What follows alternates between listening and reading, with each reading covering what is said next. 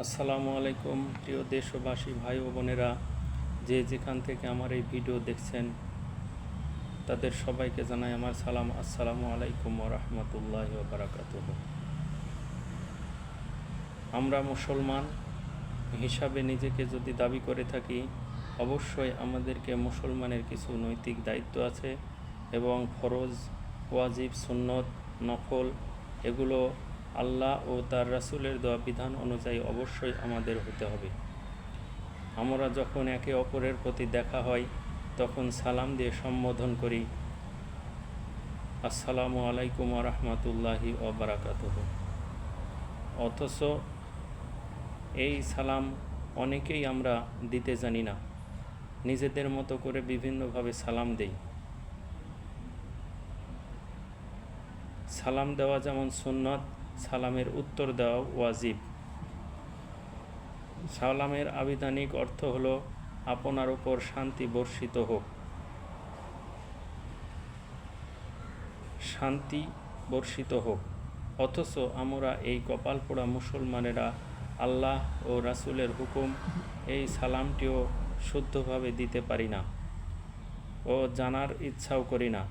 একে অপরের সাথে দেখা হলে বলি সামাকুম, সামালিকুম, সালাইম আলাইকুম ইত্যাদি ইত্যাদি, যার অর্থ তুমি মরো, তুমি ধ্বংস হও, তোমার জন্য অকল্যাণ হোক, এই ধরনের অর্থ বহন করে,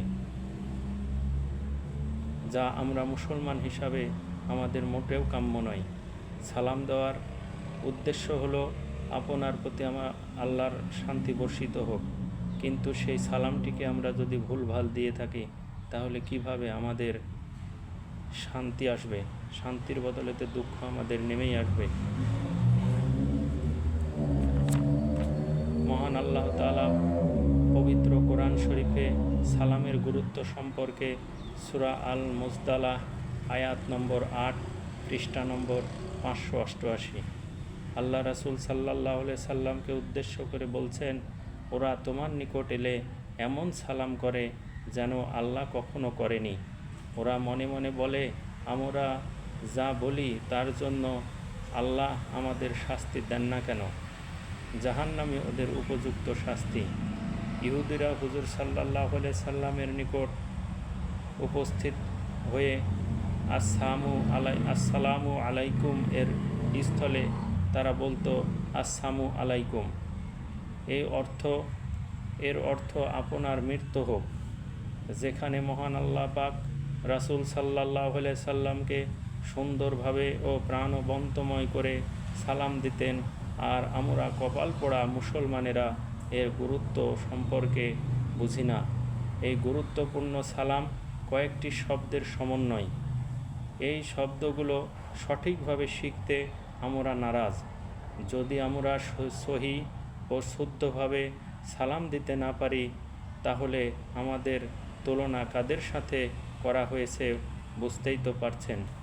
অতএব আমরা যারা মুসলমান হিসেবে নিজেকে দাবি করি তারা অবশ্যই আল্লাহর দেওয়া বিধান এবং রাসূলের সুন্নাহ অনুযায়ী, রাসূলের শেখানো পথে যদি আমরা চলতে পারি তাহলে আমরা বিশ্বের মাঝে শ্রেষ্ঠ জাতি হিসাবে মাথা তুলে দাঁড়াতে পারব। শুধু এই সালামই নয়, যেমন গোসল করা, নামাজের অজু করা, নামাজে দাঁড়ানো, নামাজের খুশু খুজুর সহিত নামাজ আদায় করা, এগুলো এই মৌলিক বিষয়গুলো অবশ্যই আমাদেরকে জানতে হবে। আমাদের এই আমলগুলো সঠিকভাবে যদি আমরা করতে পারি তাহলেই কামিয়াবি পাব এবং ভালো ইমানদার হতে পারব। অবশ্যই আমরা যখন একজন আরেকজনের প্রতি সালাম দেব, এই ছোট্ট ভুলগুলো অবশ্যই আমরা খেয়াল রাখবো, আমরা যেন এই ভুলগুলো না করি। আর এগুলো আমাদের অত্যন্ত সেনসিটিভ এবং মৌলিক বিষয় ইসলামের।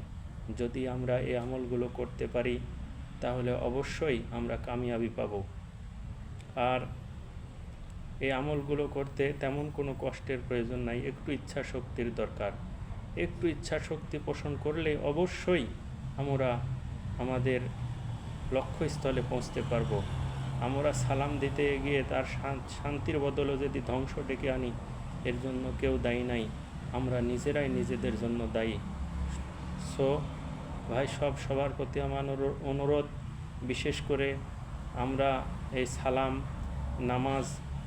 নামাজের অজু কিভাবে গোসল করতে হয়, কিভাবে আউযুবিল্লাহ বিসমিল্লাহ পড়তে হয়, এগুলো অবশ্যই আমরা জেনে নেব। এগুলো জানার অনেক মাধ্যম রয়েছে এখন। আমরা সোশ্যাল মিডিয়া থেকে, ইউটিউব এর মাধ্যমেও জানতে পারি। একজন ভালো ইমাম সাহেবের কাছে অথবা একজন হুজুরের কাছে গিয়েও আমরা এই বিষয়গুলো জানতে পারি। এই বিষয়গুলো জানার জন্য আমাদের একটু ইচ্ছা শক্তি যদি পোষণ করি, অবশ্যই আমরা কামিয়াবি পাবো ইনশাআল্লাহ। সবাই সবার জন্য দোয়া করবেন। আসসালামু আলাইকুম ওয়া রাহমাতুল্লাহি ওয়া বারাকাতুহু।